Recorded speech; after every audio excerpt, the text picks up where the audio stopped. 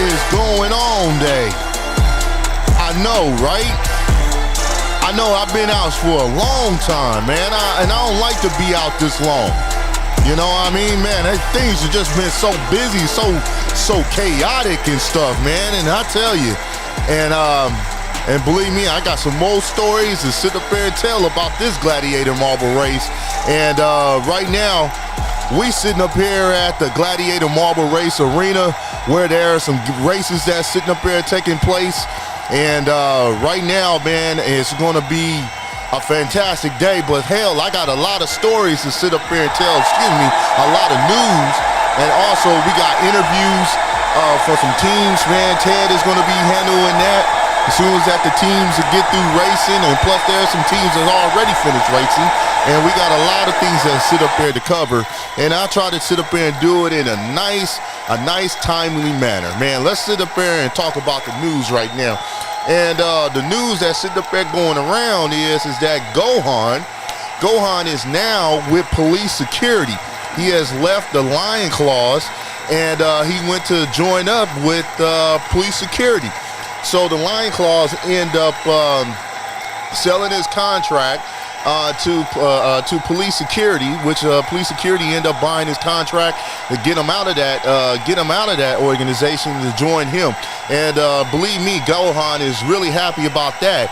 But even though that they have race and which they did, they completed their race, and the record that they have is really good, man. And we're gonna get into that later on. And number two, man, AAA wanted out of the Rattlesnakes, but they end up reaching out an agreement where that he ended up staying with the Rattlesnakes, and where that some of the people that he wants to bring in to help the team get better, he ended up bringing them in, a lot of his family members, but only one person that cannot join the Rattlesnakes team. Well, he got fired, and that was the Jock. The Jock has been fired from the Rattlesnakes organization, and as of right now, no team wants to pick him up. And the Jock is really furious about that, but there ain't nothing we can do about it. That nobody wants to pick you up. So right now, their record is really, really good. And like I said, we'll get into that. We'll get into that later on. But one thing about it that I take away from this preseason, man, this preseason has just been really, really getting crazy. And the races and the talent that's been going on now instead of having about 5 marbles, now it's 10, where the teams have reserves. And I tell you, man, it's just been really a joy to sit up here and watch these teams to sit up here and perform and stuff, man. But let's sit up here and talk about these records, man, and stuff that's going on. Number one, let's talk about the best record in the league in the preseason. And number one would have to be the Bloodline Colts. The Bloodline Colts, they won about 5-0. Man, these guys are really good. Led by Joman, and also led by Tongan Master Chief Dave. And man, these guys are really crazy. They're good, and they really, really that good. And the second team is also in 5-0 is the Savage Lakers. The Savage Lakers, man, they're good as well, man, which is led by Kobe Greatness, and plus McGrady, that was also 18th pick in the draft. He joins the team, and then also they just been really great to sit up here and look at, man. Really joy to watch. And then also in third, well, believe it or not, is the Rattlesnakes. The Rattlesnakes also is 5-0, and these guys been really good. They just really awesome, man. So all of these guys can be a contender or be a favorite to be in the playoffs. I mean, are they going to be in the finals? I mean, we don't know. But these guys, they just really that good. And one thing about it, man, Ted was sitting up there talking to the Bloodline Colts, and stuff after they just got through winning against the Celtic Warriors, and this is what the Lakers had to say. What's up, everyone? I'm here with the Bloodline Colts, and these guys just got through racing, man. It was one awesome race, and these guys just got through winning it. And I'm gonna start with you, Joman. You guys are 5-0, and you guys are undefeated in the preseason. So what did you had to do to get these wins? You asking me, what have we had to do?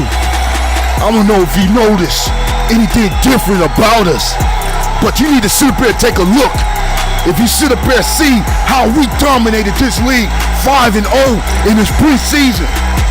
If you sit up here and look to your left, you got the Tongans, you got the Savages, you got the Warriors that is going to dominate each and every one of these clowns that trying to get in our way. And then you look to the right, then you got the Samoans, the destructive, the chaos that we love to sit up here and give to our opponents. Goddamn right.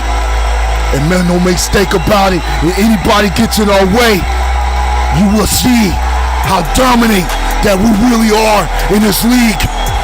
Oh, that is one hell of a statement that you got. And let me sit up here and talk to the Tongan Master Chief, Dave. Let me ask you something.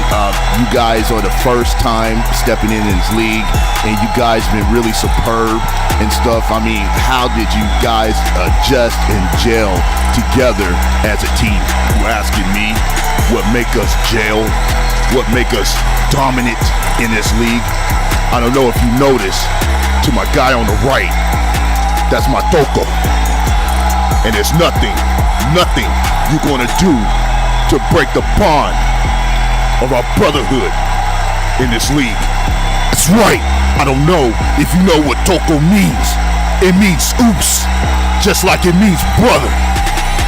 We out of here. Thank you guys for the interview, and back to you, Nate. Man, you know what? One thing about that team, man, they're no joke.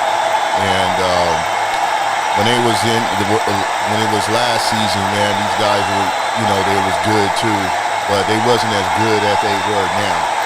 After Joman, he decided that he didn't want to participate in the draft, and he said that he took a look at these marbles and he just felt like they just wasn't worth these competitors just wasn't worth being on a team. So he decided to go to the island on the Tongan Island. And when he went down there, he met with Dave, Tongan Master Chief, and they decided to work an agreement where they can try to bring a championship to the organization. And these guys are just really, they're good. They're good. And they're just as good with the Savage Lakers. And I tell you, they're really a joy to watch, man, and I can't wait to sit up here and watch them, and also have you guys sit up here and watch these guys on as well when it's televised, man. And so one thing about it that we have another record. These are the records that are good records. These are teams that was 4-1, and here's the list. Number 1 was Police Security. Number 2 is the Bumblebees. Number 3, the Lion Claws, and number 4, the OC, the Orange Crew, and number 5, the Big Dogs, and number 6, the Wolverines. That's a good record. I mean, it's a good record. I mean, they did really good. They did what they supposed to do, and even though that the record is not a record, I mean, it's not going to go in the record books that they won in how many games they won in the preseason, but I mean, that's a good record. And one thing about it is that I'm gonna tell you something about these teams that have good records like that. Man, I'm gonna tell you, the thing that they have to sit up there and do, the work that they have to sit up there and do, man, because this is tough. This is really tough. The teams out there that they sit up there and draft, and knowing that they playing against a tougher conference in the East and West, and it's not easy and stuff, and it's really not easy. So one thing about it that Ted had a talk with the Savage Lakers, and pretty much Savage Lakers was 5-0, and this is what the Lakers had to say. What's up, everyone? I'm here with the Savage Lakers. Man, these guys just got through winning a match against the Celtic Warriors, and joined by Kobe Greatness and also the new member of the Lakers squad is McGrady. How you doing, guys? Doing good. Doing good. Glad to be here. Okay, good. Wait. Are you that guy that betted $75,000 on the Lakers to make the playoffs last year? No, that wasn't me. Much as I get paid here, I would have betted 75 cents. So no, that wasn't me. And plus, you guys end up making the playoffs. So who lost 75,000? I don't know, man. I know that person end up eating a whole lot of top ramen during the summer, but I'm here to talk about you guys. You guys had a 4-0 record in the preseason, man. That was very impressive, and you guys just got through beating the Celtic Warriors. I mean, what are you guys doing to make yourself so much better in this league?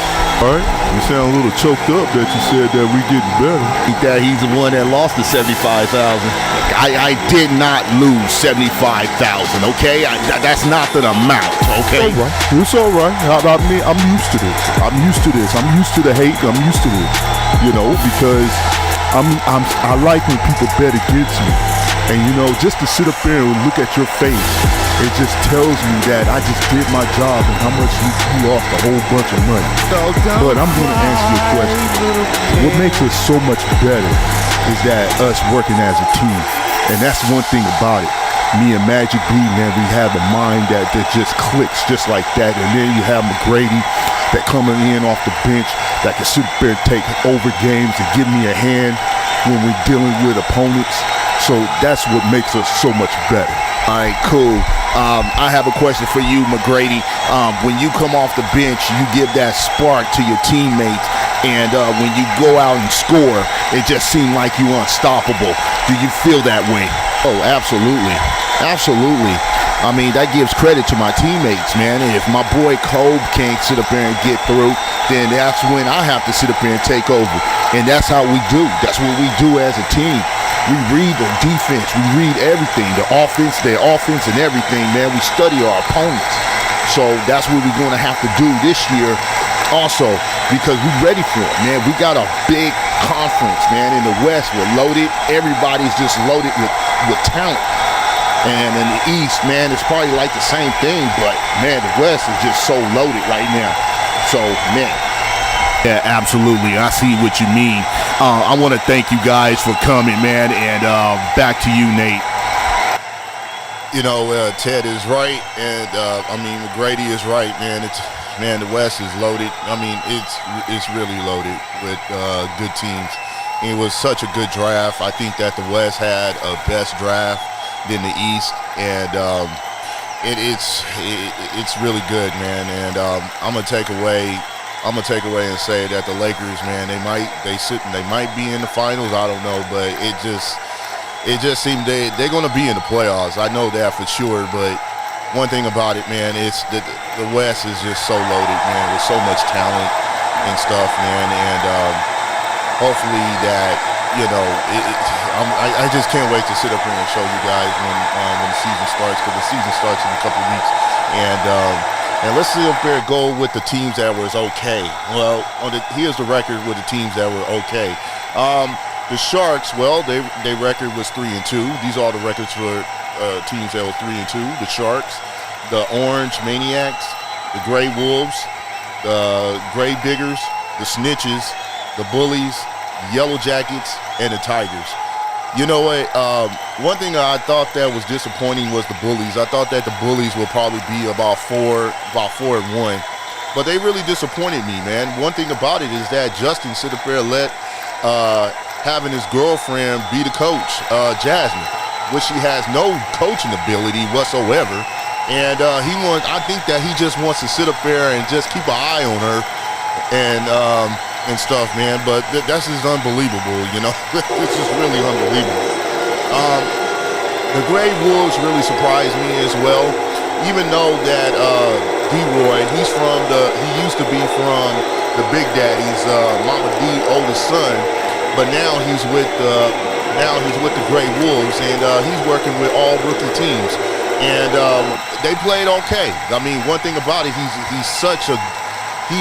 one of those guys that he's a team player, man. He just wants to sit up there and mold these guys and get them to win, and try to get to the playoffs. And that's one thing that I was sitting up there talking to him, and I asked him, I said, hey, what is your expectations with this team, even though you're not with Mama D? He said that he missed sit up there and being with his mom, knowing that his mom got on him on certain things in the race and stuff, where that he was more competitive than his brothers. But he said that, look, he had to sit up there and step away, even though that it was a new rule change, that he decided that he wanted to go with a new team, a new organization, and try to mold these young guys where that he can try to win a championship. But Mama D gave her blessing. Not happy about it, but she gave her her blessing, and just allowed him to go out there and try to tame these young guys and try to get to the playoffs. One thing about it, Ted had an interview with the Sharks, and this is what the Sharks had to say. Here with the Sharks, and I'm here talking to Armand that just got through beating the Orange Crew. And how you doing, Armand? I'm up here doing good, bro. Just got through getting the win. My record is not all that impressive right now, but it doesn't mean anything. I know I came out 3-2, but it's all right. I'm doing good. All right, let's get to it. It seemed like you guys had a bit of a problem with playing defense, and then you end up turning it on, and just to get the what is this? Lord, it's Dwayne from the Orange Crew. And you, bro, you know how it is. I'm your daddy in this league. Sit up here telling everybody that you better than me. I'm the one that sit up here and gave Sharky City a first championship in college. And what did you do? You ain't do anything. Okay, you want to go down the list? I won defensive player of the year. I won rookie of the year. I won best assist of the year. I won the best MVP of the year. What have you done? You just sat up there and just won a championship, and you didn't even do anything. You never scored. You never played any defense. You ain't do anything. What? I'm the you one ain't better than me. I don't care what you say. Brought a lot of accolades to this city. What did you do? Nothing. Like a bitch, bro. Hey, you. Oh, guys, this is supposed to be an interview. Fuck your interview, I'm gonna kill him. You can't even kill a record with your soft ass, bro. Back to you, Nate. I gotta stop this fight. Oh, wow. You know what, man, I'm gonna tell you, man, these two guys, Armand, I'm sorry, guys. You know what, these two guys have been going at it, man, and for a long time, Armand and Dwayne. And the story is that Dwayne, they both from Sharkin City, and they came out of college, and they came out of high school, different high schools in different colleges. And, you know, like I said, they both out of Sharkin City. And so pretty much Dwayne wanted to sit up there and make the city proud, and then also Armand wanted to make the city proud. So Dwayne went out and went to college, and pretty much he won a championship out of college. You know, when he won the championship, he thought that he was gonna, you know, get praises from the town where he came out of, and pretty much they didn't. And so when Armand, you know, when he pretty much stepped out of college, he won his accolades. He won Defensive Player of the Year. He won MVP. He won scoring title. I mean, he won all those things, and then the city was overjoyed that he came back with all these accolades, and pretty much gave him a parade. And Dwayne just been very sour and angry ever since. He said, why is these people cheering this guy on, and he hasn't even done anything. He hasn't even brought a championship to the town. And I did, but he sits up there and gets a parade and stuff. But well, here's the thing: is that, you know, Armand is right. Dwayne didn't do much of anything. He was on the team, but he was basically on the bench. So This is why Amon was sitting up there telling him. He said you didn't do anything for the city. And so that's one thing about it. But the Orange Crew, I mean, the Orange Crew had a good record of 4-1, and Amon and the Sharks, man, you know, they had a record of 3-2. So, you know, I can't wait for these guys to sit up there and go at it one more time, or, you know, this year, you know, I this season, I can't wait. All right, let's talk about the most disappointing records in this league. The Blackhawks had a disappointing record of 2-3, and Money Green had a disappointing record of 2-3. Which I'm not, you know what, I'm kind of surprised at that. Even though that they're undersized marbles and they got big marbles on their team, they did a little bit better than last year. Because last year they had 0, so they did pretty good from last year. But do I think they're going to make the playoffs? Me personally, I don't think so. I wouldn't sit up here and waste my money on this team. But the Panthers did 2-3, which I thought it was disappointing. And this is really disappointing right now. The Big Daddies, even though that the Big Daddies are smaller now, and they got 2 big marbles on the team named Lashley and Lesnar, even though everybody else is a little bit smaller, I'm kind of surprised that they are 4-1.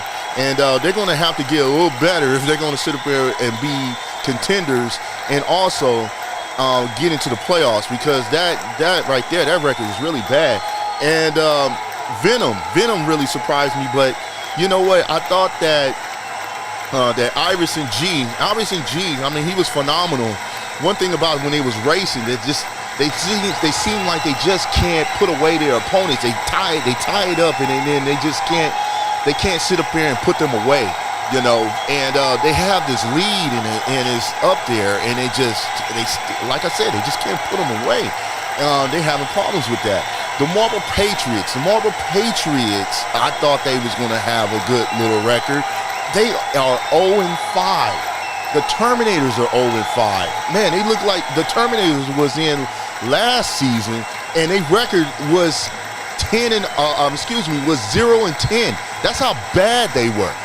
They were so awful. I guess they're going to start this up again, you know, knowing that they have problems with police security. I mean, I don't think they're ready to take on police security, because their record is really horrible.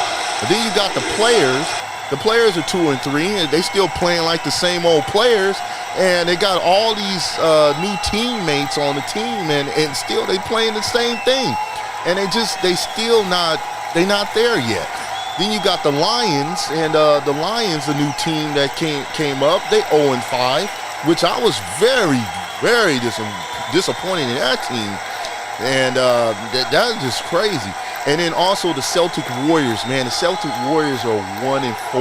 I never expected that. I thought they would be a little bit more better and stuff, even though they have a little rivalry with the Savage Lakers. But if you're going to play like that, man, I'm telling you that the Savage Lakers play like they play out of this world. And then you got the Ravens, and the Ravens are just 1-4. Boy, the Ravens, I'm going to tell you, the Ravens have that record 1-4. They was in the playoffs last season, and that's really, I thought they would be at least about 3-2 or 4-1, but man, they just really fell off the rails and stuff. Man, but one thing about it, that Ted was sitting up there talking to, we're talking to Brady, the new pick, and he was the 3rd pick in the draft, and he had to sit up here and talk to Brady, and this is what the Brady had to say from the Marble Patriots. What's up, everyone? I'm up here waiting on the Marble Patriots. They just got through losing their match here, and I'm here with. This is an outrage. This is an outrage. I sit up here and lose to a bunch of bums out there called Money Green, and then my teammates, they can't even step up. They're not even on my level. They can't even do anything I tell them to do. I am a 6-time champion, 3 times in high school and 3 different high schools, 3 times in college, 3 times at 3 different colleges. And this is how I get treated. I get treated like this. I am an icon where I come from. I am a god when I come from. And then I'm sitting up there getting lose. I lose to a bunch of simpletons, to a bunch of thugs out there. My team, I don't want them. They need to be traded. They need to get rid of these guys because they can't hack it. They're dumb. I'm tired of them. I'm going to go to the organization and have them traded because they suck. Get the hell out my way. Back to you, Nate.